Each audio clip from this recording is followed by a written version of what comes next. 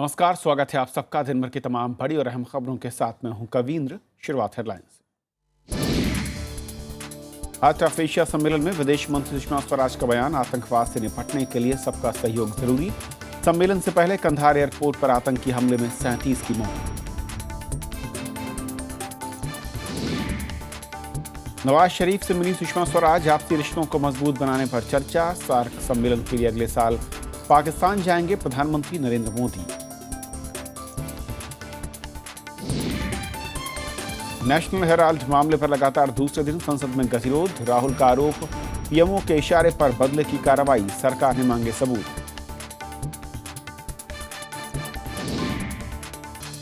सम और विषम फार्मूले पर रोक से दिल्ली हाई कोर्ट का इनकार। गृह मंत्री से मिले मुख्यमंत्री अरविंद केजरीवाल, मिला सहयोग का भरोसा।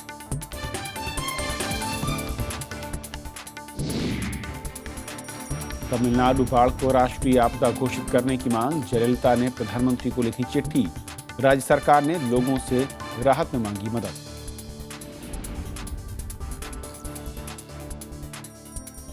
भाई देखते हैं पहली खबर।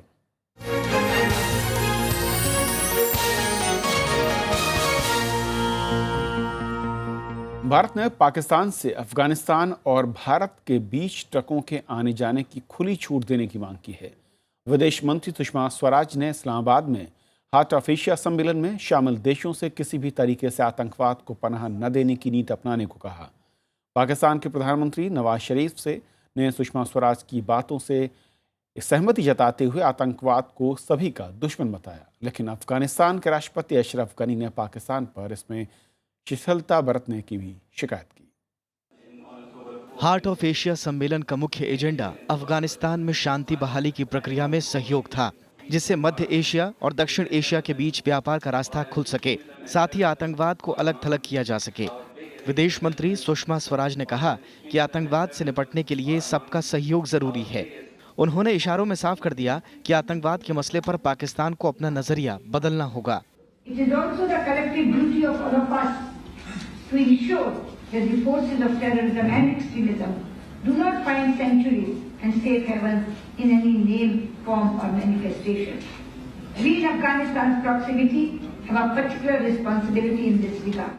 पाकिस्तान के प्रधानमंत्री नवाज शरीफ ने भी माना कि इलाके में शांति के बगैर विकास मुमकिन नहीं है, लेकिन अफगानिस्तान के राष्ट्रपति अशरफ गनी ने आतंकवाद के खिलाफ पाकिस्तान की कार्रवाइयों को असफल बताया।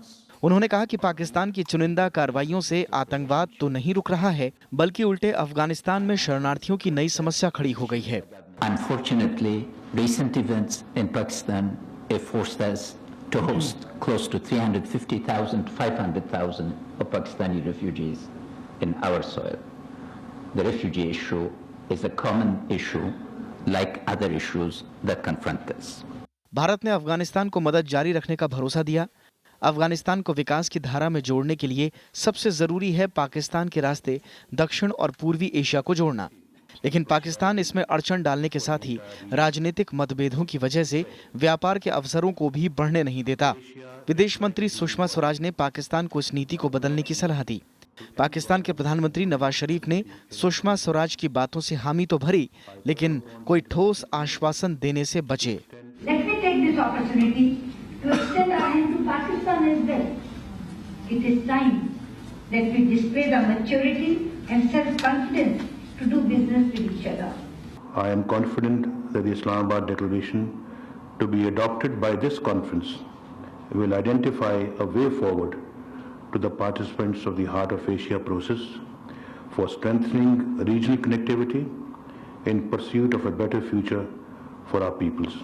अफगानिस्तान में शांति स्थापित करने के इरादे से 2011 में जब इस तरह का पहला आयोजन किया गया तो उसमें भारत को आमंत्रित नहीं किया गया। पाकिस्तान को इसमें भारत की भूमिका से आपत्ति थी, लेकिन बाद में भारत ने इस सम्मेलन में शिरकत भी की और अगले साल भारत में ही ये सम्मेलन आयोजित किया जा रहा है। इलाके में शांति और विकास के लिए सकारात्मक कदम मानते हुए विदेश मंत्री सुषमा स्वराज ने इस प्रक्रिया में शामिल सभी देशों को भारत आने का न्योता भी दिया। अखिलेश सुमन, राज्यसभा टीवी।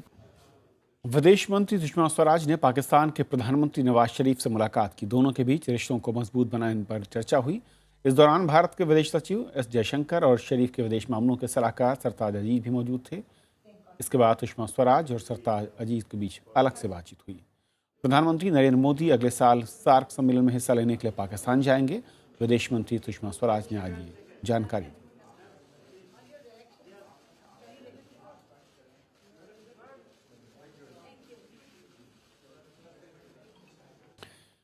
और इस यात्रा और वहाँ पर जो डेवलपमेंट हो रहे हैं उस पर बातचीत करने के लिए हमारे साथ हमारे सहयोगी संवाददाता अखिलेश सुमन न्यूज़ रूम से जुड़ रहे हैं और हमारे साथ खास मेहमान सुहासनी हैदर हैं, डिप्लोमेटिक एडिटर द हिंदू से। सुहासनी, आपका भी स्वागत है। शुरुआत मैं सुहासनी आपसे करना चाहूँगा, हार्ट ऑफ एशिया को लेकर तमाम चर्चाएँ हो रही हैं, लेकिन जो मैं कहूँ कि सुर्खियाँ बटोर रहा है वो पाकिस्तान के साथ मुलाकात, वहाँ के समकक्ष जो मैं कहूँ कि हैं सुषमा स्वराज की, उनके साथ जो बातचीत उसको लेकर है। लेकिन हार्ट ऑफ एशिया को लेकर मैं कहूँ कि क्या रोड मैप दिख रहा है, जो एजेंडा था क्या वाकई उसकी तरफ ये तमाम देश कुछ बढ़ते हुए दिखते हैं?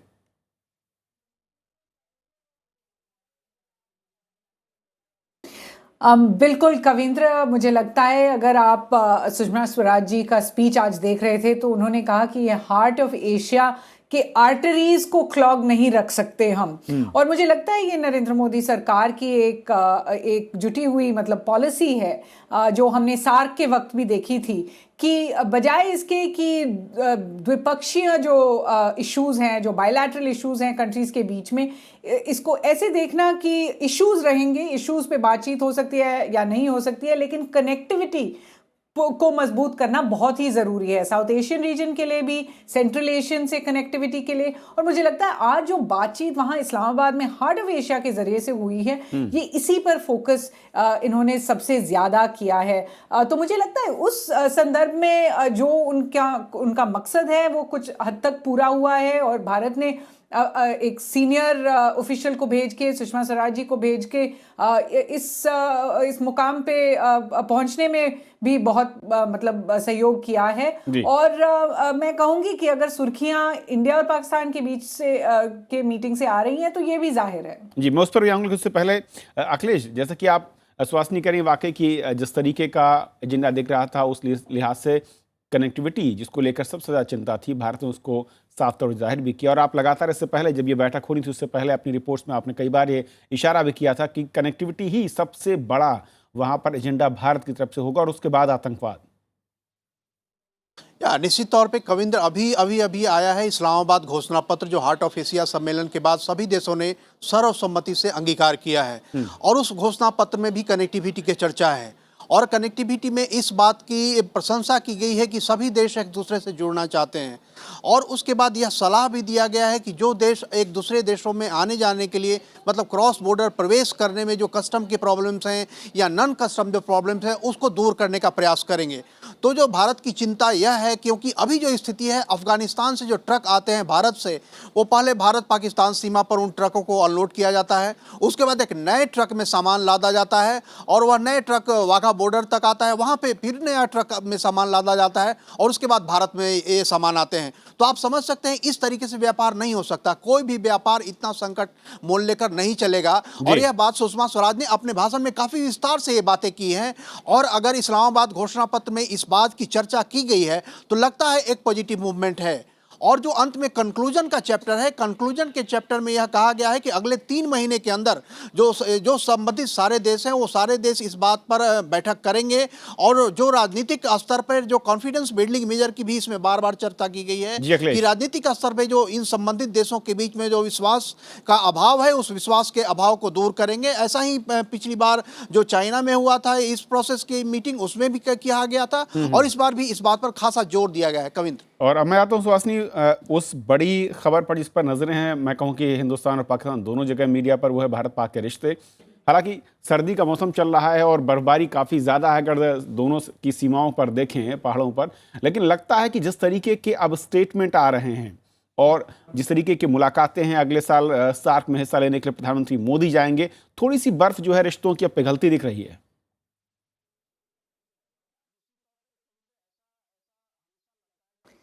देखिए कविंद्र, पहले प्रधानमंत्री नरेंद्र मोदी के जाने की बात नहीं है। जब उफा के लिए गए थे, शायद अखिलेश जी वहां उफा से भी रिपोर्ट कर रहे थे, तभी प्रधानमंत्री मोदी ने वो जॉइंट स्टेटमेंट जो इशू हुआ था, जॉइंट प्रेस स्टेटमेंट जो इशू हुआ था, उसी में कहा था कि वो जाएंगे जब पाकिस्तान सार्क समिट को होल्ड करेगा अगले नवंबर में, शायद 2016 में, तब प्रधानमंत्री जरूर जाएंगे। लेकिन उस बीच में उफा से अब तक इतनी माहौल इतना खराब हो गया था, एनएसए के टॉक्स रद्द कर दिए गए थे, तो कुछ शक था कि क्या ये वापस बात ये पटरी पे रह सकती है या नहीं।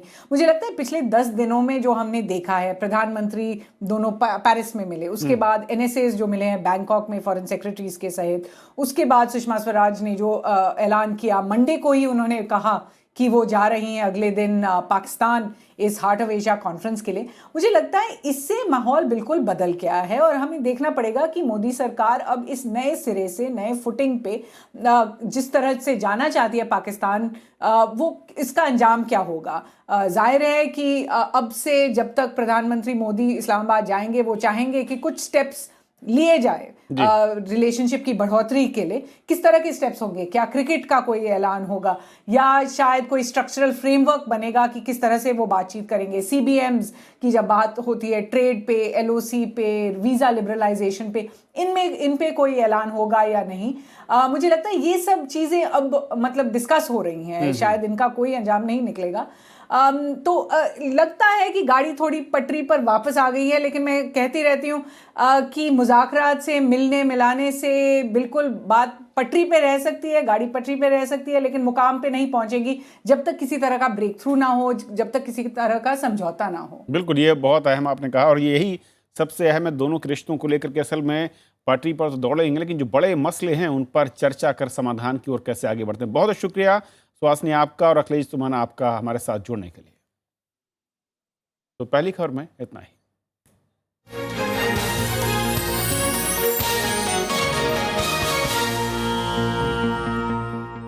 पाकिस्तान को भारत से लड़ने की बजाय मिलकर काम करना चाहिए, ये सलाह बांग्लादेश ने दी है। विदेश मामलों के सलाहकार गौहर रिजवी ने कहा है कि बांग्लादेश को भारत से दोस्ती का फायदा हुआ है। गौहर रिजवी ने बात सार्क चार्टर दिवस के मौके पर दिल्ली में आयोजित एक कार्यक्रम में कही। बांग्लादेश के विदेश मामलों के सलाहकार गौहर रिजवी ने पाकिस्तान को 2 टूक सलाह दी है। उन्होंने कहा कि रिश्तों को कैसे बनाया जाता है, ये पाकिस्तान को बांग्लादेश से सीखना चाहिए। We in Bangladesh celebrated India's economic success because we realized through India's economic success, Bangladesh will partake in that economic prosperity. Gauhar Rizvi ने पाकिस्तान को भरोसा दिलाया कि दुनिया में भारत ने अपने लिए एक अहम जगह बनाई है। भारत उसे अपने पड़ोसी देशों के साथ बांटना चाहता है। First big changes in India. In the last 2 decades, India's rising success, its affluence, its stature in the international community, its place amongst the great powers has given India a new confidence. Gauhar Rizvi ने ये सारी बातें SAARC charter दिवस पर दिल्ली में आयोजित south Asian university के कार्यक्रम में कहीं। इस कार्यक्रम में पाकिस्तान सहित सार्क सदस्य देशों के प्रतिनिधि और छात्र मौजूद थे। आयोजन के अध्यक्ष कविता शर्मा ने बताया कि रिजवी ने इस विश्वविद्यालय की स्थापना में अहम योगदान दिया है। साउथ एशियन यूनिवर्सिटी दक्षिण एशिया के सभी देशों के युवाओं के बीच पुल बनाने का काम कर रही है। अखिलेश सुमन, राज्यसभा टीवी। और छोटा सा एक ब्रेक के उस पार कुछ और बड़ी खबरें।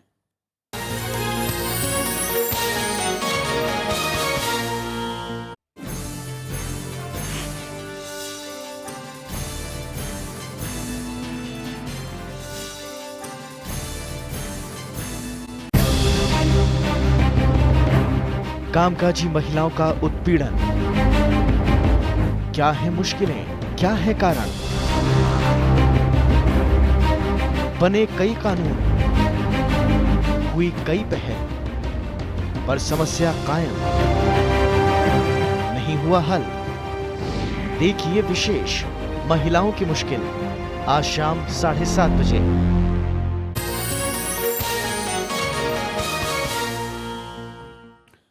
नेशनल हेराल्ड के मामले पर संसद में लगातार दूसरे दिन भी अवरोध रहा। कांग्रेस सांसदों के विरोध के चलते लोकसभा और राज्यसभा की कार्यवाही में बार बार बाधा आई। कांग्रेस उपाध्यक्ष राहुल गांधी ने आरोप लगाया कि बदले की कार्रवाई पीएमओ के इशारे पर हो रही है। सरकार ने आरोपों को नकारते हुए कांग्रेस को बहस की चुनौती दी। लोकसभा की कार्यवाही शुरू होते ही कांग्रेस सांसद नेशनल हेराल्ड मामले पर अवरोध करने लगे। सदन में कांग्रेस के नेता मल्लिकार्जुन खड़गे ने शून्यकाल में ये मुद्दा उठाया। उन्होंने सोनिया गांधी और राहुल गांधी की मौजूदगी में सरकार पर बदले की भावना से काम करने का आरोप लगाया। इस देश में कैसे दो अलग अलग कानून हैं, एक रूलिंग पार्टी के लिए, एक उनके लिए, और दूसरा जो गुजरात में विरोधी पक्ष के नेता है शंकर सिंह वाघेला के घर पे रेड होता है, यहाँ पर शिवराज सिंह घोटाला करते हैं उनके घर पे, या उनको आज तक इंक्वायरी नहीं की गई। इस मसले पर टीएमसी भी कांग्रेस के साथ मजबूती से खड़ी दिखी। टीएमसी सांसद सौगत रॉय ने कांग्रेस के समर्थन में बोलने की कोशिश की, लेकिन जब स्पीकर ने उन्हें बीच में रोका तो तृणमूल कांग्रेस के सांसदों ने वॉकआउट कर दिया। विपक्ष के तेवर पर सरकार ने अपना रुख स्पष्ट किया और संसदीय कार्य मंत्री एम वेंकैया नायडू ने अदालती कार्रवाई की आड़ में संसद ठप करने का आरोप लगाया। उन्होंने सब कुछ के बारे में बोला, इनके पास कोई तथ्य नहीं है, और जो कोर्ट ने जो आदेश दिया वो कोर्ट का आदेश के पीछे सरकार का कोई रोल नहीं है। लेकिन इसके बावजूद विपक्ष के तेवर नरम नहीं पड़े और भोजनावकाश के दौरान संसद से बाहर निकलते वक्त कांग्रेस उपाध्यक्ष राहुल गांधी ने सीधे पीएमओ पर आरोप लगाया। 100% political vendetta, pure political vendetta coming out of the PM office. This is what this is. This is their way of doing politics. Pure 100% vendetta. I have full faith in the legal system of this country, and we will see at the end what comes out. The truth will come out. Rajya Sabha में भी बुधवार को national Herald का मामला छाया रहा। सरकार की भरपूर कोशिश के बावजूद विपक्ष ने सदन नहीं चलने दिया। कृति मिश्रा के साथ श्याम सुंदर, राज्यसभा टीवी। लोकसभा से आज भारतीय ट्रस्ट संशोधन विधेयक आम राय से पारित हो गया। विधेयक में ट्रस्ट को निवेश के लिए ज्यादा अधिकार देने का प्रावधान है। मूल कानून वर्ष 1882 बना था। संशोधन विधेयक में ट्रस्ट के धन के निवेश से जुड़े निरर्थक प्रावधान खत्म किए गए हैं। वहीं केंद्र सरकार निवेश के लिए नई श्रेणियां बना सकेगी। ट्रस्टियों को भी ज्यादा अधिकार मिलेंगे। कई सदस्यों ने ट्रस्ट के लिए व्यापक कानून लाने की मांग की। वित्त राज्य मंत्री जयंत सिन्हा ने इसका भरोसा भी दिया।